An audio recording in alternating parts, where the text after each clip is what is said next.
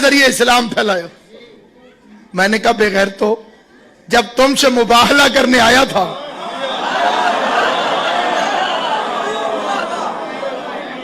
तो क्या उसके हाथ में तलवार थी? बल्कि उसने अली को सबसे पीछे रखा। यह जुमला जिसे समझ आया आले मोहम्मद की कसम से सलाम है। हर जंग में अली सबसे आगे। भाई गौर फरमानो, हर जंग में अली आगे नहीं, सबसे आगे। ये सारे हजरात आगे, चौधरी साहब सबसे आगे। हर जंग में अली सबसे आगे, मुबाहला में अली सबसे पीछे। बहादुर बंदों को यह बात जल्दी समझ में आएगी। अगर अली होता आगे तो मुसलमान लिखता कैसे न जीतते। ईसाई मरहम के कातिल को देखकर डर गए। पैगंबर ने फरमाया अली तू सबसे पीछे रहे, ताकि मैं दुनिया को बताऊं कि मैंने मुबाहिला शुजाअत से नहीं सदाकत से जीता है। आगे हसन और हुसैन, अली सबसे पीछे। जिसे यतीम समझ कर तुराब साहब ने निकाल दिया था, वो 10,000 का लश्कर लेकर आ गया। एक बुजुर्ग जो संसर कानून में आता है, उसने मुद्दत के बाद अपनी तलवार को बेनकाब किया।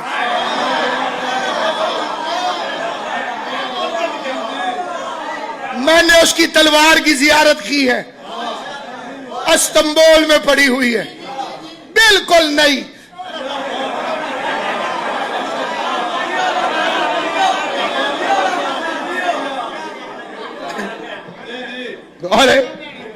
और किसी मकाम पे खोपड़ियां फरोख्त हो रही थी। एक बंदा खरीदने चला गया, उसने कहा कितने दिए? उन्होंने कहा 2 लाख दी। तो थोड़ा सा और आगे गया, ये कितने दिए? उन्हें कहा 6 लाख। आगे गया, कितने दिए? उन्हें कहा 5 करोड़ दी। उन्हें कहा एक दिए? उन्हें कहा पठान दिए, इस्तेमाल नहीं हुई।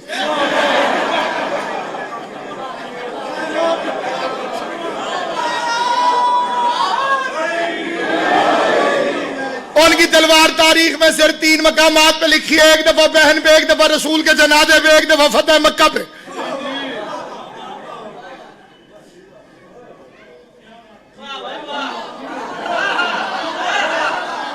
बहन को कुरान पढ़ते देखा, तलवार निकाल ली। उसने कुरान पढ़ा, दिल मोम हो गया। मैंने एक मौलवी से पूछा, 7 साल से यही कुरान मोहम्मद पढ़ रहे थे,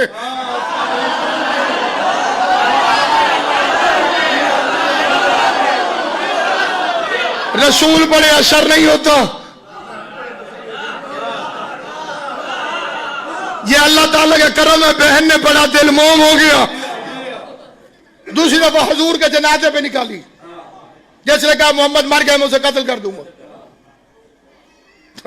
सुभान अल्लाह। 3 फतेह मक्का पे निकली थी। अल-यौम यौमुल मलहमा, आज बदले लेने का दिन है।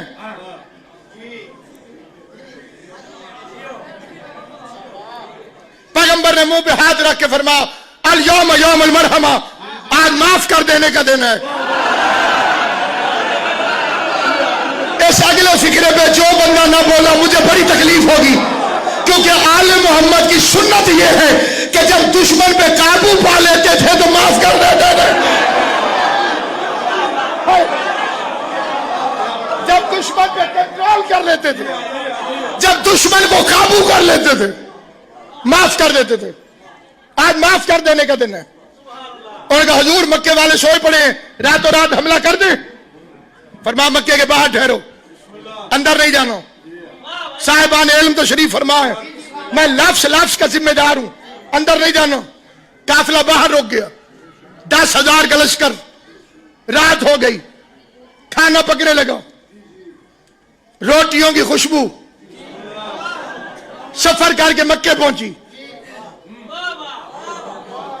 क्योंकि खुशबू भी मुसाफिर है, खुशबू सफर करती है।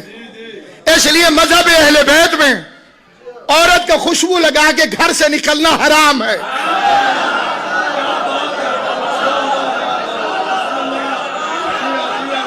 जो बोल रहे हो ये तुम्हारी गैरत की अलामत है। अल्लाह खुशबू वाली को नहीं निकलने देता, तू बदबू वाली को घर से निकाल कर।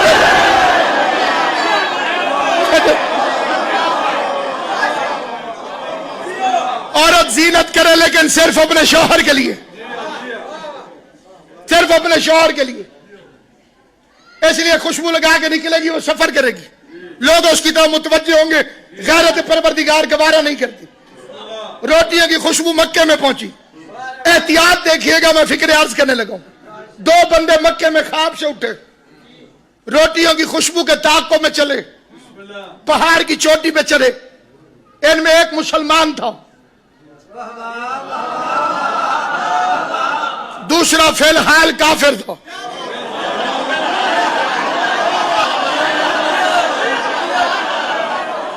उसने लेट कलमा पढ़ा, मेरा कसूर तो नहीं, ये मुसलमान हो जाएगा सुबह। लेकिन ये उसकी कुफरिस्तान में आखिरी रात थी। एक तरफ काफिर सरदार, चलो सरदार कह देता हूं किसी को गुस्सा न चढ़े, दूसरी तरफ मुसलमान। इत्तेफाक से जो मुसलमान था उसका ताल्लुक बनी हाशिम से था, जो काफिर था वो बनी उमैया का रास रईस था। दोनों ने एक एक फिक्रा कहा जो आज तक 8वीं जमात की किताब में लिखा हुआ है। अबू सुफियान की तजुर्बाकार निगाहों ने लश्कर देखा,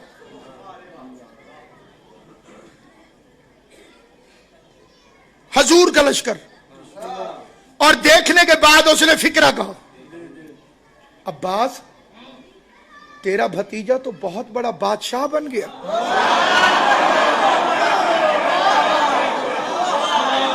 दोनों हाथों से सलाम है आपको। तेरा भतीजा तो बहुत बड़ा बादशाह बन गया। ये काफिर का नजरिया था। और अब मुसलमान बोलो, खामोश, ये बादशाहत नहीं नबुव्वत है। मेरा मौला मुझे तौफीक दे, मैं इन्हें समझा सकूं। एक हुकूमत समझ रहा था, दूसरा दीन समझ रहा था। काफिर के नजदीक हुकूमत, मुसलमान के नजदीक दीन। जिसने कहा नबूवत है उसने दीन समझो, जिसने कहा बादशाह है उसने हुकूमत समझो। इस्लाम के साथ हादसा ये हुआ कि सुबह ये दोनों नजरिए मिक्स हो गए। जो बादशाह समझता था उसने भी कलमा पढ़ लिया, गवर्नमेंट ऑफ मक्का का।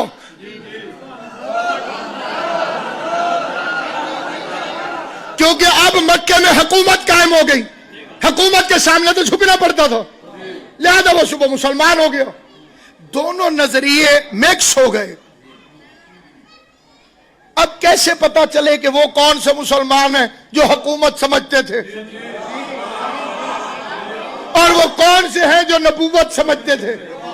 अब इसको मैं एक फिक्रे से हल करता हूं।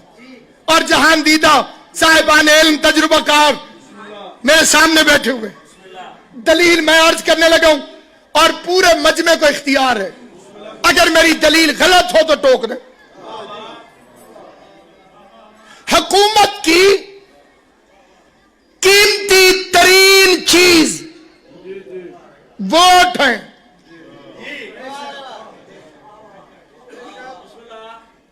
जमाना आने वाला है, आपको पता चल जाएगा, होश ही नहीं। Vote vote vote vote vote. हमारे इलाके वाले सरदार भी वापस कोठियों में आ गए हैं।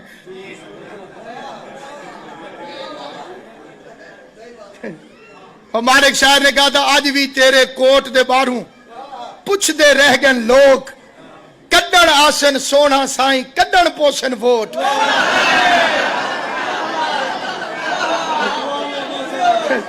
ये सारा अरसा कुत्ते बाहर ते साईं अंदर, हुण कुत्ते अंदर ते साईं बाहर।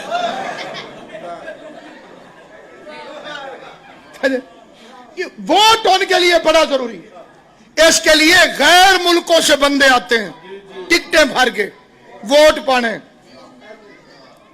ये कीमती तरीन चीज है, इससे कीमती सियासत वालों के लिए कोई चीज नहीं।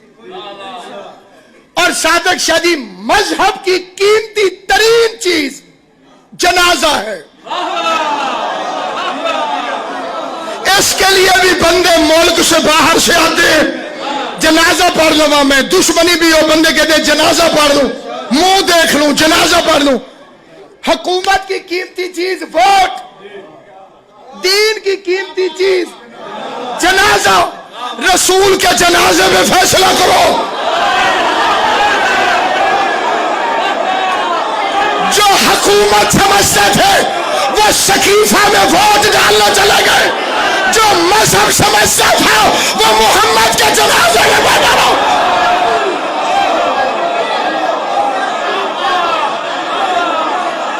सलामत आबाद आले मोहम्मद तुम्हें आबाद।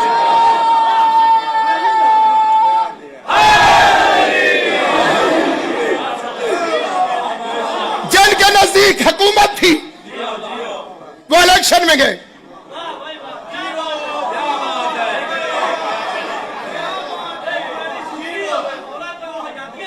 इमाम हुसैन आपको सलामत रखे। और जिसके लिए मजहब था वो रसूल के जनाजे में बैठा। बंदे कहते हैं रसूल का जनाजा तो होता ही नहीं। मैंने कहा जनाजा नहीं होता, कब्र होती है। तू मिट्टी डालने वालों में दिखा।